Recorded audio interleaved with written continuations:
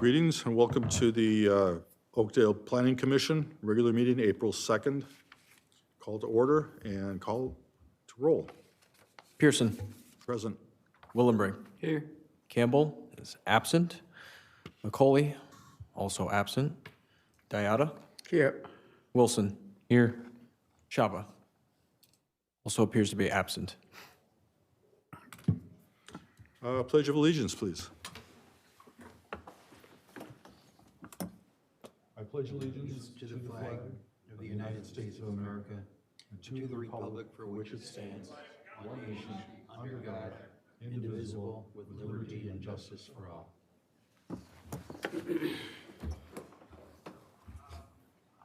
Approval of the agenda. Does anyone have any issues with the agenda? No, sir. Seeing none, I ask for the motion to approve. So moved. Second. All in favor? Aye. Any opposed? Approval of the minutes. Anyone have any comments or changes to the minutes from last time? Seeing none, I ask for approval of the minutes as presented. So moved. Second. All those in favor? Aye. Any opposed? So approved. Now it's time for open forum, which is the time for anyone to make comment that's not of something that's not on the agenda.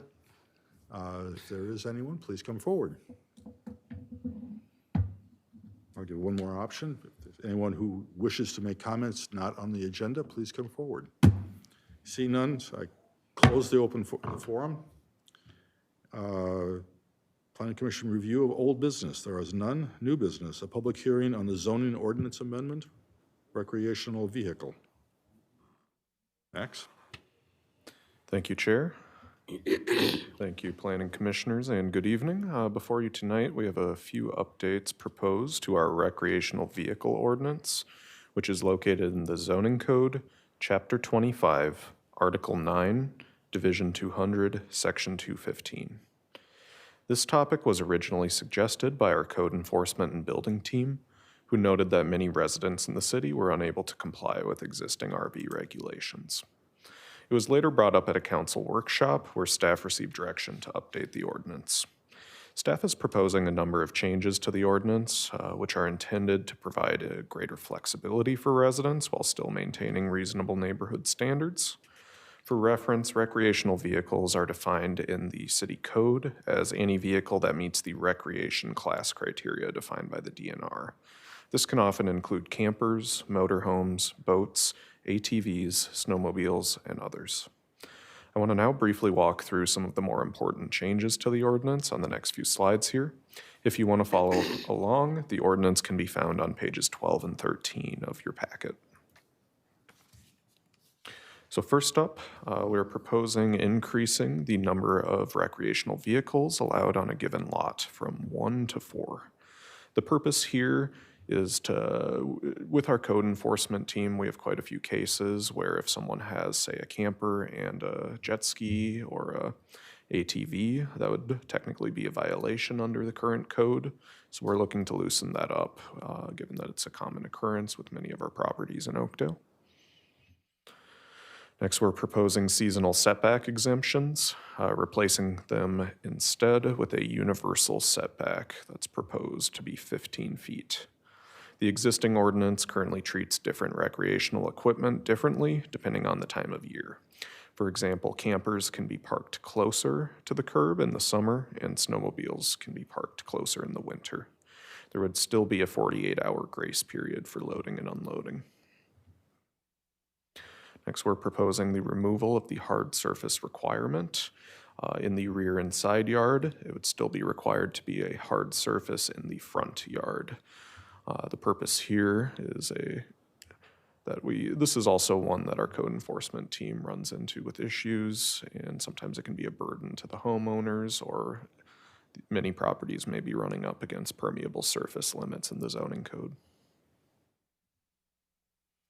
And then as a last small change to this section of the ordinance, we're proposing adding an additional clarification that any recreational vehicle should be free of leaking hazardous fluids.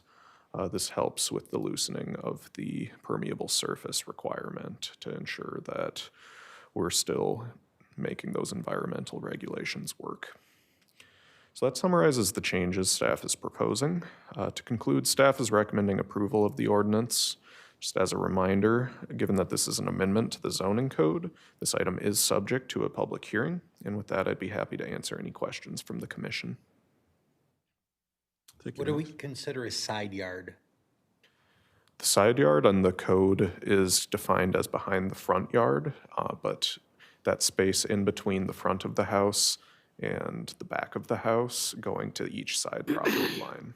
So where does it start when you consider front yard and backyard and side yard? Is it at the corner of the property, the actual residential building? So a side yard would start behind the house on the left and right of it. So it's got to be behind the yard, so the side yard is actually part of the backyard then, and not the actual side of the yard. Side yard and backyard, sometimes the side yard gets colloquial called the backyard, but they're technically two separate things, but very similar in the zoning ordinance. There is a corner side setback as well for corner lots.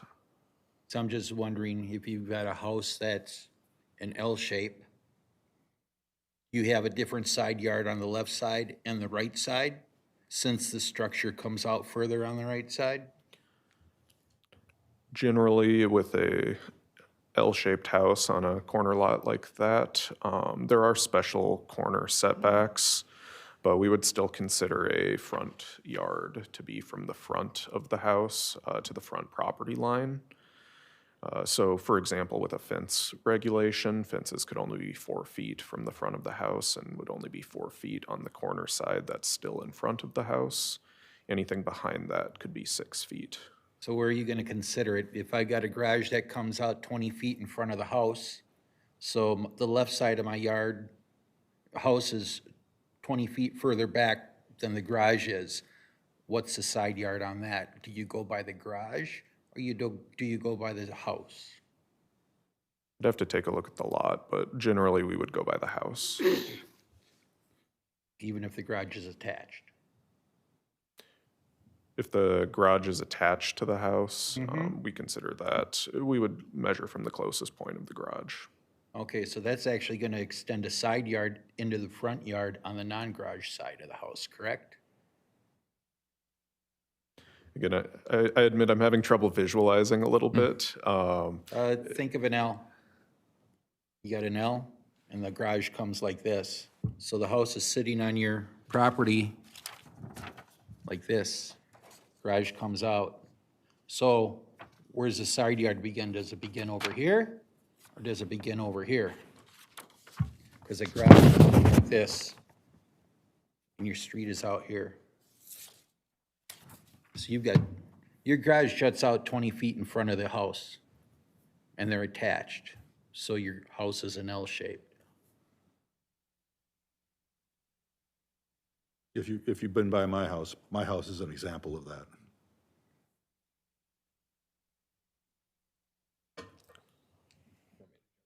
Because theoretically, if you're using the garage as the front of the house, then you're gonna have somebody able to park in the front yard because it's a side yard based on the house, even though based on this regular structure, it wouldn't be till 20 feet further back potentially.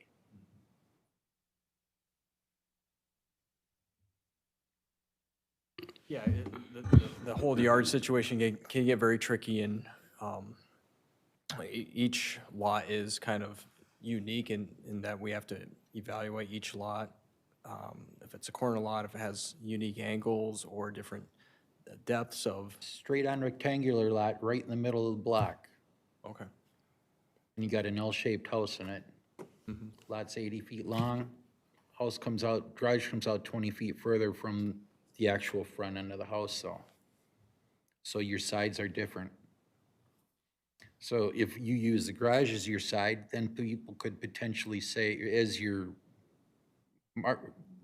mark-off point, people could actually be parking in the front yard on the left side of the house when it would actually be the side yard on the garage side of the house.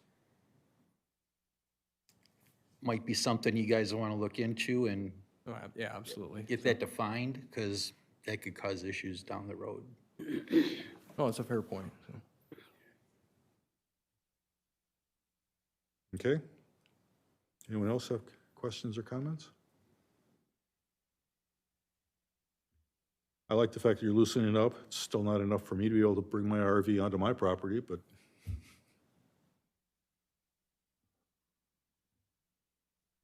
if there are no other comments, then I guess I would look for someone to give a motion or bring forth a motion to recommend approval of the ordinance amendments to Chapter 25 zoning related to recreational vehicle storage. So moved. Second. All those in favor? Aye. Aye. Any opposed? Motion passes. Thank you.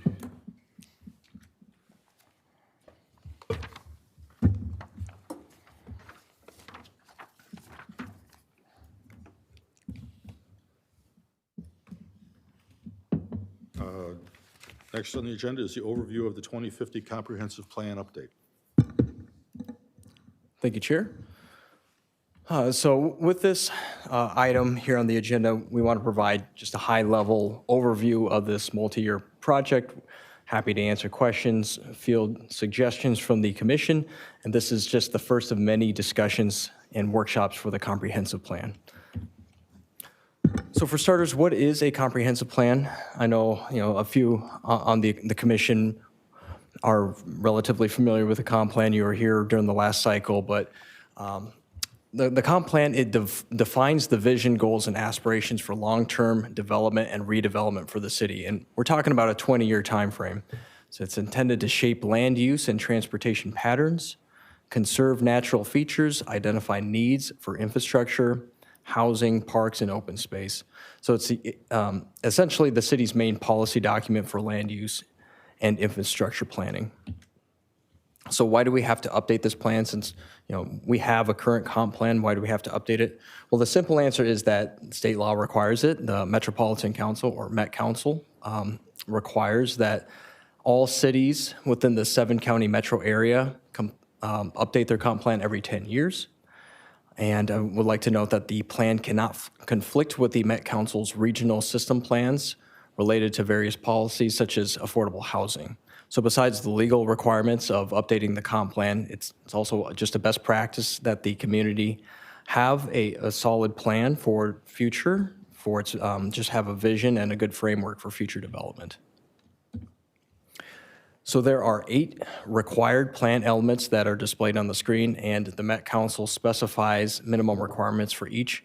And again, these are required elements. The city's comp plan can have more substance to our plan once we go through the process and it gets adopted. But at a bare minimum, the Met Council requires us to touch on these points. So the first one, and I'll go through each of them very briefly, land use, which specifies future land use categories and residential density requirements. The development must align with infrastructure capacity that the city has. Housing, for that, we would take an inventory of existing housing and project into the future our needs for the city. We would also be required to plan for affordable housing. For transportation, the focus is on aligning local infrastructure with regional systems, such as the county and state, highways, interstates, and transportation is also meant to address both vehicular and pedestrian. For water resources, this is focused on sustainability of wastewater, water supply, and surface water management systems. Parks and trails is intended to support recreational infrastructure and preserve environmental features such as natural habitat. For climate, the aim there is to reduce greenhouse gas emissions, reduce flooding and extreme heat. And just a quick note on this one, the city has applied for climate grants, and if awarded, that money would be used to support the comp plan to go above and beyond the minimum requirements of the Met Council.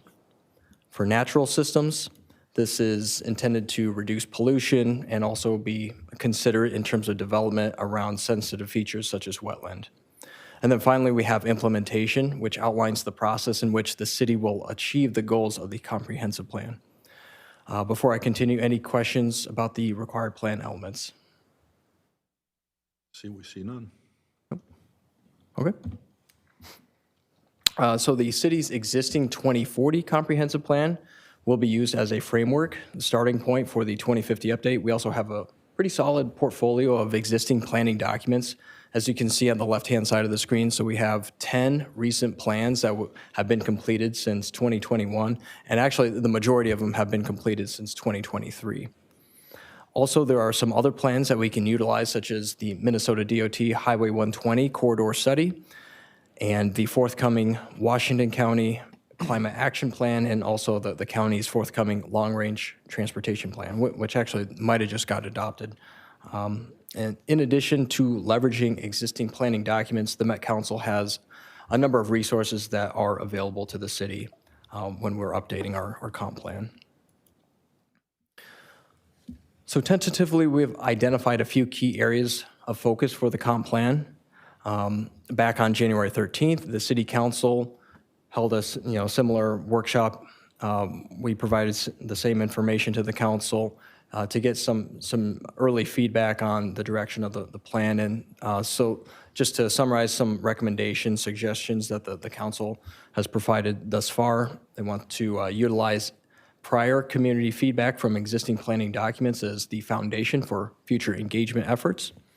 Want us to develop a detailed timeline and phased approach for community engagement. They want us to lean into the expertise of the city's planning consultant for engagement best practices. I'll speak a little bit more to the planning consultant in just a moment. The council also suggested leveraging input from advisory bodies such as the Planning Commission, Tree Board, Environmental Management Commission, and Parks and Rec Commission as well. So we anticipate having multiple work sessions with the council and advisory bodies, especially in regards to the vision, goals, and strategies. So back on the January 13th council workshop, one of the recommendations was to align the implementation section of the plan with the city's strategic plan, which just makes a lot of sense in terms of, consistency with goals of the city. A big theme for this comprehensive plan update will be redevelopment. That's just the evolution of the city. We're running out of land.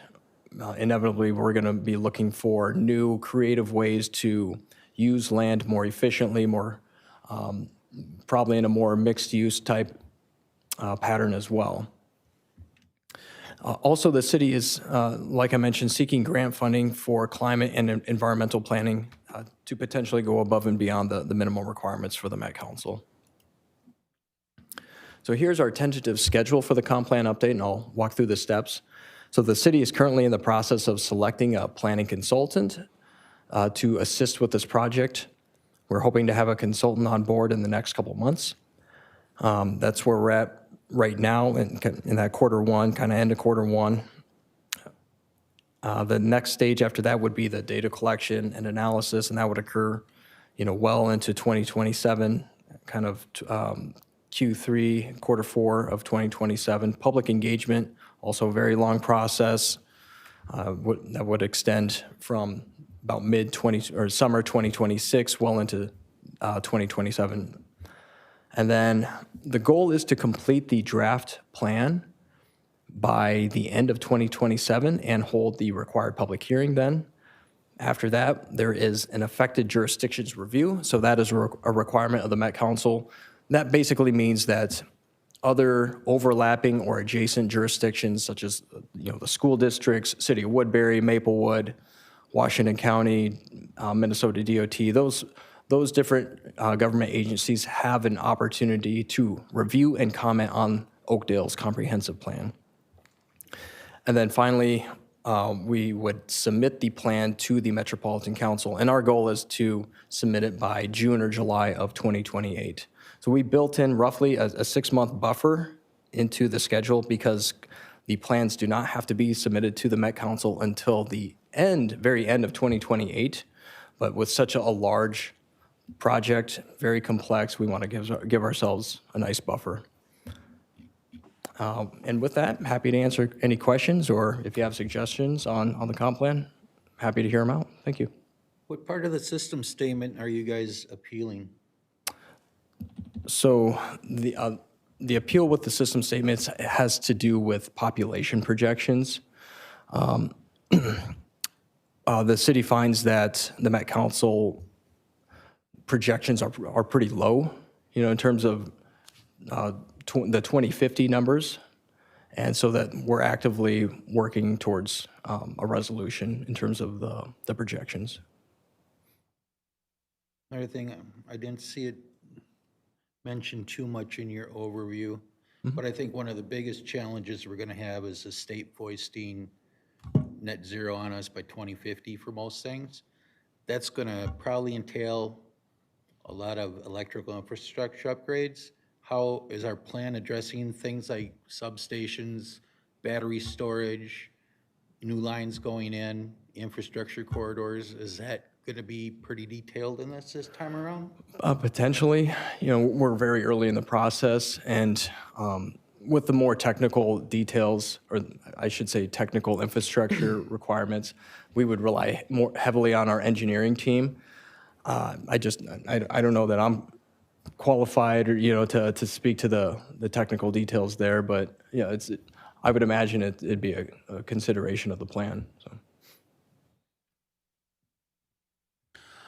What's the effective date of the comprehensive plan? So you said they're updated every 10 years, so we submit it in 2028, so then it's effective in 2030?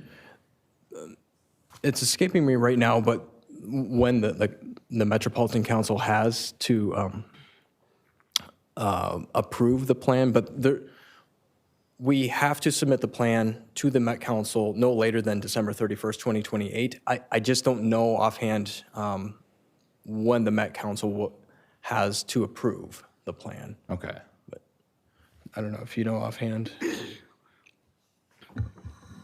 The process can take a couple months after submission, so perhaps the latest would be early to mid 2029. Okay. But as soon as it's approved by the Met Council, it becomes effective. Our goal would be to have that done before the end of 2028.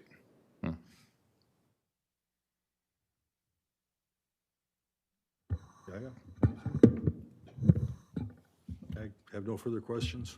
Okay. Well, thank you. And like I mentioned, we're very early in the process. We'll be checking in with Planning Commission, council, other advisory bodies, and there'll be opportunity for public engagement for the residents, for business owners, different stakeholders throughout the city throughout this process. Okay. Next on the agenda is the staff liaison update. Yep, just a few updates here. So the Public Works new facility, there's a ribbon cutting ceremony open house on May 2nd. I believe you received an invitation either today or yesterday. It's a very impressive facility, so if you're able to attend, we certainly encourage you to. Just a few updates on the City Hall renovation and Police Department expansion. So if you recall, just a few months back, the site plan for the remodel expansion was brought to the Planning Commission, and things are starting to take shape here and actually move pretty quickly. So on May 26th, the majority of city staff will be actually located into that new Public Works facility. So that's where a bulk of your day-to-day business with City Hall will actually occur for quite some time. It's going to be about 18 months to remodel and expand City Hall and PD. So the police department, they will be located in the South Fire Station, just down the road here. And then fire department will be fully consolidated to the North Fire Station during that time as well. There's just a few of us, Max, me, a couple other staff members will be located at the Discovery Center. But the majority of City Hall staff will be at the new Public Works facility off Granada Avenue. And so that means public meetings like this will likely be held at the Discovery Center, just so that you're aware. And then the process for the new City Hall Police Department renovation expansion, expect about 18 months or so. So we'll be clearing out of here so that the teams can demo the building and really get to work on the new facility. And last, we do not expect to hold a May Planning Commission meeting. We don't have any applications at this time, and just the complications with relocating to the new facilities and figuring out logistics for the meetings. We do not expect a meeting in May, so we'll likely see you in June. So that's all I have. Thank you. Thank you. Any questions for them on their report? Commissioner updates. Anyone have any updates they wish to voice? Seeing none, we'll move on to council liaison update. Good evening, everyone. Just a couple of things that I'll mention that Luke didn't mention that are coming up here in April. We'll be having our Eco Fair at Castle Elementary on April 25th.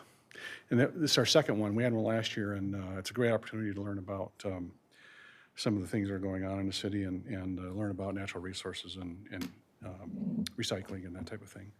A couple other things, we've got improvements planned at some of our parks this year. So Tower Park and Golfview Park will be getting new playgrounds. We'll have public engagement opportunities for the public to come and comment on those on the next 2 Thursdays. So if you look at the city website, you can find information on those. And then Tanner's Lake will also be getting improvements this year, but we have not scheduled a public engagement for that park yet. And lastly, I will just say the council is continuing, actually finalizing the search for a new city administrator to replace our current retiring city administrator. So hopefully there'll be some information coming soon about that. Any questions for me? Thank you very much. Great, thank you. Brings us to a motion for adjournment. So moved. Second? All those in favor? Aye. Aye. Hopefully no one opposed. Good night.